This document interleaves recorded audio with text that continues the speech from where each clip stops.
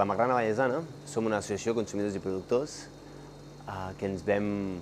L'origen de tot plegat va ser fa 9 anys, que un conjunt de famílies ens vam reunir perquè el que volíem era consumir de forma més conscient i responsable i volíem promoure també l'agroecologia i la sobirania alimentària. Per això, fa 9 anys, unes famílies ens vam juntar per anar a consumir directament al productor i al distribuïdor en el cas que no hi hagués productor pròxim. Al principi vam començar al novembre i al gener ja érem 70 famílies, que és amb el que vam obrir les portes, amb 70 famílies, i llavors ja, mica en mica, van augmentant. Al cap d'any ja érem unes 100 i pico famílies, 100 i poques famílies, i ara mateix ens situem a unes 320 famílies, o unitats familiars, sòcies. Llavors, aquestes unitats familiars el que fan és, tenen ara mateix una quota trimestral de 21 euros, que vindrien a ser 7 euros mensuals, i amb això poden participar de l'associació, tant en la botiga com en altres espais que tenim, i ens permet tenir uns preus bastant més econòmics que en altres llocs, perquè sigui més accessible per a la gent. Ens és molt important el producte i què hi ha darrere del producte. Per això hi ha una comissió, que és la Comissió de Compres, que el que fa és investigar què hi ha darrere del producte i té uns certs criteris, que sigui ecològic, de proximitat, que hi hagi un projecte social darrere, que si és un soci millor, que hi hagi el mínim d'envasats possibles. Sempre s'intenta també valorar a vegades el preu i que tingui un preu just a les persones que ho produeixen. Molts dels nostres productes provenen dels mateixos socis, per això som una associació de productors i consumidors.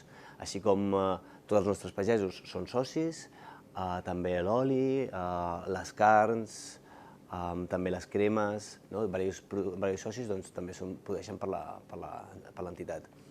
En el cas dels productors de fresc, de verdura concretament, tenim una taula rodona de 5 pagesos que el que fem és un cop a l'any ens reunim i decidim com es planifiquen els cultius per abastir-nos a l'associació. També decidim quins dies d'entrega n'hi ha per intentar sempre tenir el màxim de producte fresc possible i també acordem uns preus pactats entre l'associació i els productors, que al cap i a fi ells mateixos també són de part de l'associació perquè són socis iguals. I així intentem no solapar-nos i arribar a consensos entre les dues parts. La Magrana Vallesana, sobretot és una associació de consumidors i productors de productes agroecològics. En ser associació el que és molt important és la participació de les sòcies i els socis.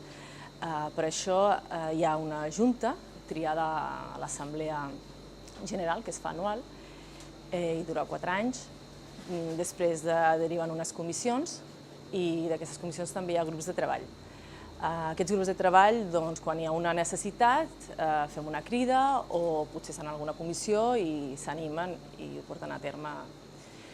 Llavors, per exemple, una de les comissions que millor funciona és la comissió de compres, que com ha explicat el company és valorant quins productes entren a la botiga o quins es descarten. Actualment també està funcionant per una necessitat la campanya i la comissió de comunicació, perquè en pocs dies començarem una campanya de captació de sòcies i socis. A la botiga també descarreguen les cistelles del raba negre, que és una petita producció de pageses que cultiven a gallecs. També venen grups de consum, com l'Espel, a fer una comanda. D'aquesta manera recolzem els grups de consum perquè aquesta xarxa pugui créixer en diferents pobles.